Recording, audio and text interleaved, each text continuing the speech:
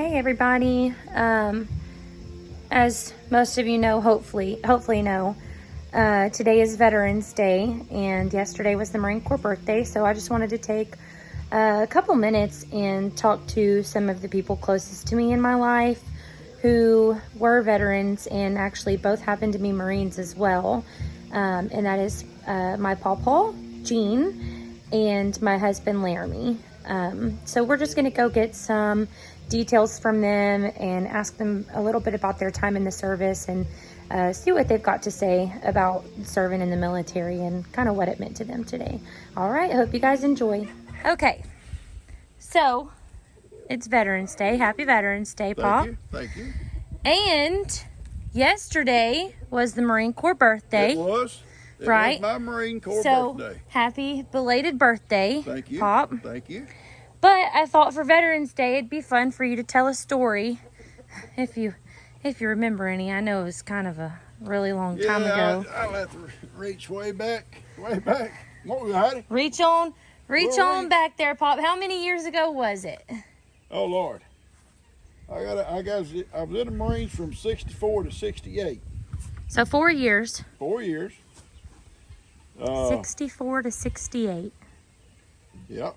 So what else you need to know? 50 years ago? Yeah, probably. 50-something years ago. Someone will have to do the math on that. I've been married 54 years, so yeah, it would have been 50. We got married. I still had 18 months left when we got married, so yeah, 53. Yeah. Something like that. Long time ago. Yeah. Is there anything that you remember? Any distinct memories you have That I can tell? that you could tell? The best memory you got that's appropriate from your years in the Marine Corps. What was the best part about being in the Marine Corps? Being a Marine. Being a Marine. Yeah, because I think most everywhere you go, you're respected for your Marine, regardless, overseas, at home, wherever, except for in California. Yeah. It doesn't matter in California. California is strange to me, and I don't mean to offend anyone that lives in California.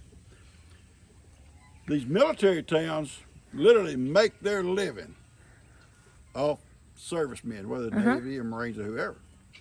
But at the same time, they don't want a whole lot to do with you. You got to go out of the military towns to find people to actually associate with you. That want to hang out with you. I could see that, yeah. So if we wanted to go off, get out of town, we'd always just go somewhere there wasn't no military or wasn't many, and then you could do okay. In California, they're like, what are you? You're in the military? Yeah. Oh, whatever. All right. They can tell by your so haircut. what? They can tell by your haircut. Yeah. In Texas, oh, what are you in the military? Yeah. Oh, thank you so much. Yeah. Thank you so much for your service. You could, we had everybody had civilian clothes that they had to keep somewhere. And as soon as you got off base, sometimes you'd put on civilian clothes and go, but you still don't mingle with people because they can tell by just looking at you. Whether a haircut or the way you handle yourself, whatever, that you're military. And yeah, it's strange. I thought strange. So what's a good story you have? Tell these people a little bit about your time in the military, in the Marine Corps. I did my boot camp in San Diego. Back then it was like, counting ITR, which is infantry training, it was like 16 weeks. I don't know what it is now. And it was different. Brutal? It was brutal. And the funniest thing, I look back on it now, it wasn't then. The night we get there, we landed, come off the plane, there's 6 of us from Texas. And and there's this Navy chief standing there, guys coming off the plane, and he's taking the sailors, the guy who's joined the Navy, off to one side. And all you Marines, y'all go out, stand by that. Out on the sidewalk, there'll be a drill instructor come get you later. Just stand by that light pole. Well, we go out like a bunch of dummies. We're standing out there talking, you know, and having a good time. Civilians walking by with their little kids and everything, and coming in and out of the airport. And all of a sudden, here comes this lunatic in this little green truck with a little cloth camper. And my cousin and I joined together, and Roy Hodges, and he's passed away now. But anyway, we hung out together every summer, and we was just like this. And but if Roy ever smiled, no matter what it was about, I would laugh. Just something about it, I couldn't help myself. I just started laughing, no matter what the situation. It always was that way. And kind of the same way with me. If I smiled or something, he'd start laughing. But I have a feeling y'all are about to get in trouble. yeah, we do. And this guy pulls up and he stops, he jumps out, and I'm not gonna say the words because it's not appropriate. There's not a whole lot of appropriate language. All I want to see is elbows and hose. There's a blank there in the back of that truck. Elbows and a hose in the back of that truck. So we're scrambling, and one guy's there holding all of our papers. He's yanked some papers out of him and says, "You get in the front seat." So he hops the front seat, you know. And we're going down the road, and there's a little window at the cabin. I'm sitting right by it, and I'm looking in the cab at the guy joining in that drill instructor. And this guy was mean. And the guy made a mistake in saying something like, "How's the weather?" or something like that. And all of a sudden you could hear the cuss words. Mm-hmm. You could see, and he was like, "Shove it on him, shove it." I was trying to shove him out the door. And I was like, "Lord, he's gonna kill that guy." Well, Roy's looking, and he's looking, he starts grinning. And when he starts grinning, I start laughing.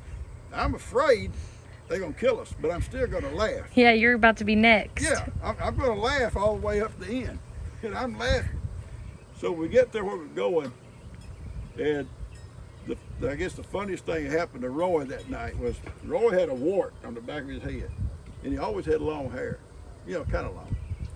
And we're getting our haircuts. And just as he said, because they sheared it, I mean, they cut everything off. That's just like right down to the skin. And he says, "I got a wart." Zip! He said, "Not no more." He kept on cutting, blood running down the back of his head. I thought, Lord. And then we had to go take showers. A shower built for 10 people. They tried to pack about 40 of us in there. Turn the hot water on. That's bad enough, you know, with all these naked guys. I didn't really feel comfortable with a bunch of naked men. You know. I guess you get comfortable, Yeah, huh? you finally just get used to it. But, I mean, at school we took showers with all the guys, but I mean, here you're packed. Crammed in together. Yeah, you're like skin to skin. Touching everybody. You're skin to skin. All parts of you are skin to skin. And it didn't. And then they want us to get down and do push-ups. Naked? Naked. Naked. Here you are, 40 guys in this little small shower room doing it with hot water running, and you're doing push-ups and people's body parts all by you. Yeah, crazy. But Listen, y'all. I just want y'all to remember. I asked Pop for his best memories, well, it's not a best. and this is what he's telling me about. That's a funny memory. I'm just telling you the funny stuff now, because I look back on it, it's funny. So, you know, I don't have any experience, so I ask Laramie most of my questions about being there.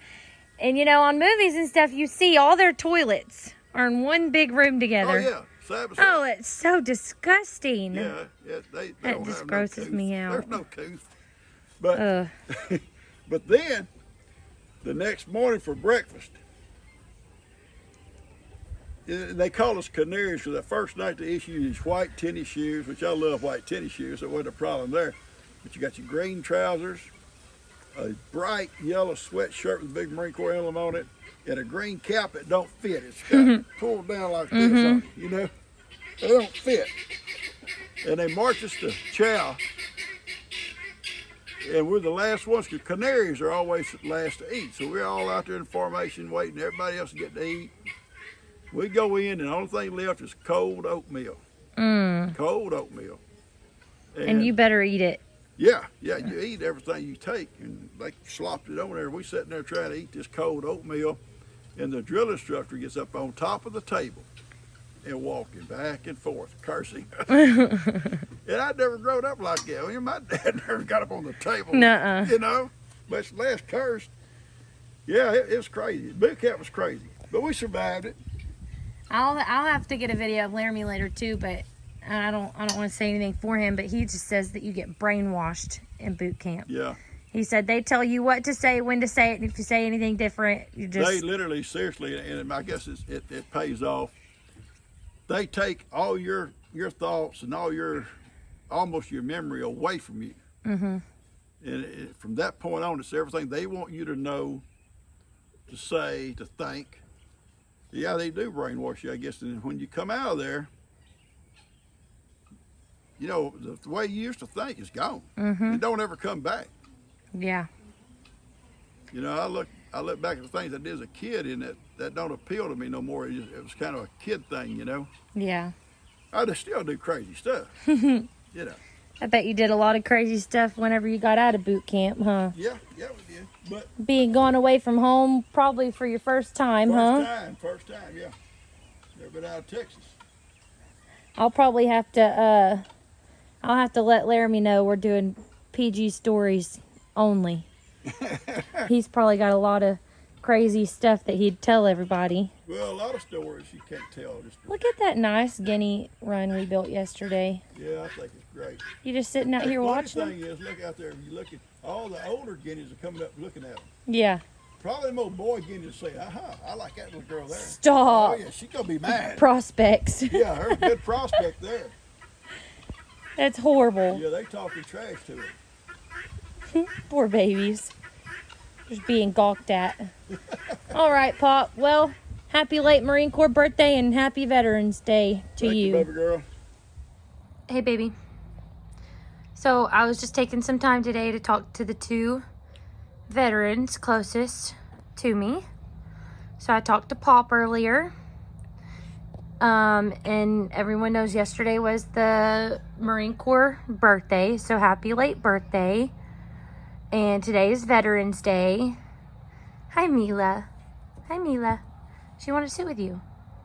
I'll try to get her. So, I just wanted you to tell me, or not tell me because I know obviously, but tell everyone watching a little bit about your time in the military. No. Okay. Eat your cookie, little girl. I joined the Marine Corps in 2015, January 5th, 2015. I went to boot camp, and I graduated boot camp, I don't know, sometime around April or March time frame in 2015. Then I went to Infantry Training Battalion. After that, I went to 2nd Battalion, 1st Marines, 1st Platoon, 1st Squad, where I was at for the entirety of my Marine Corps career.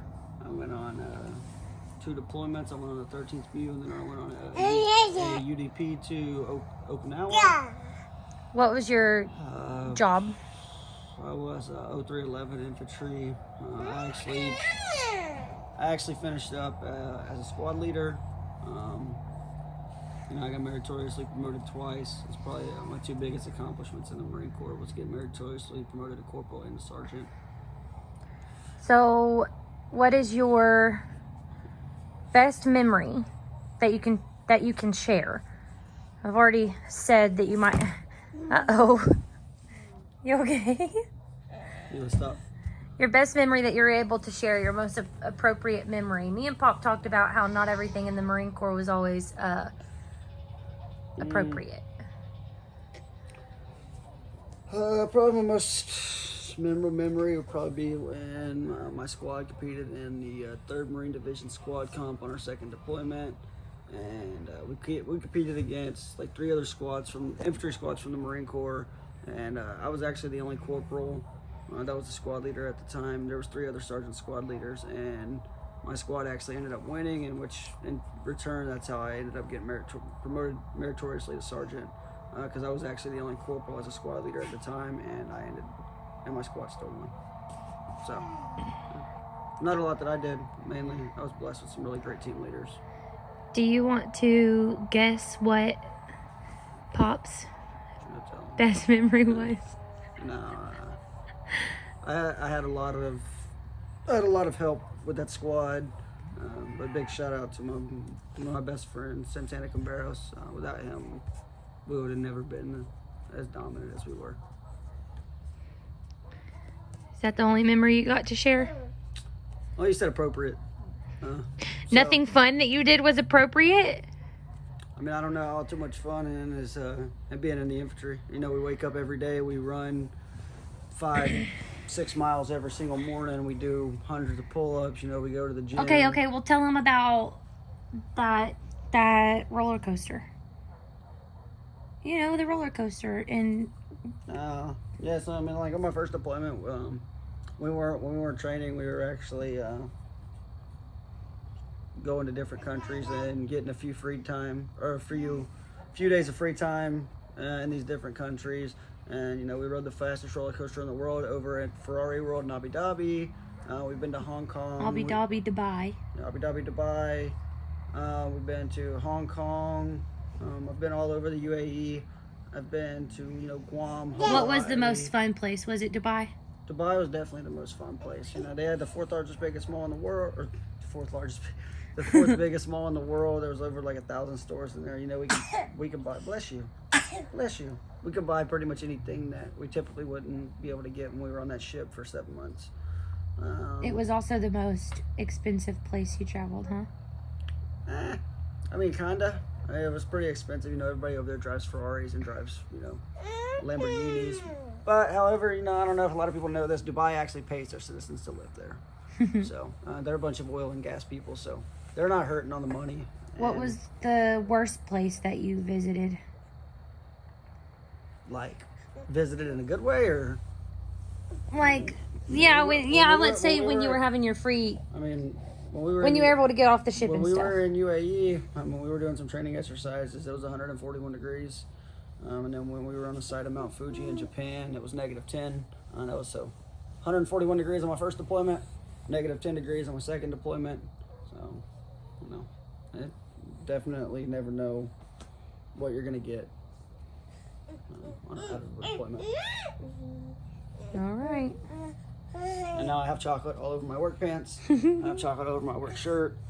And She's enjoying her cookie, Daddy. one day maybe she'll be a Marine too. Dad.